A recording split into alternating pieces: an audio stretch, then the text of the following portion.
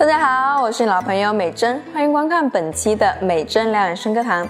今天呢，我们的实操主题是缓解打呼噜的方法。很多人都苦恼于打呼噜，其实按摩手上的一个反射区就可以有效的治疗打呼噜。那呢，我有很多朋友都试过，3天左右就能看到改善的效果。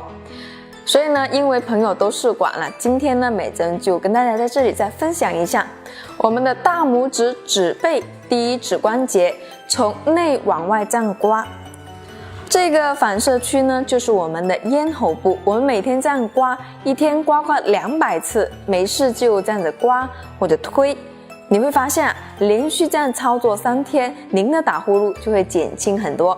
因为打呼噜确实对我们的生活影响特别不好，希望呢对大家坚持操作，也希望对您有帮助。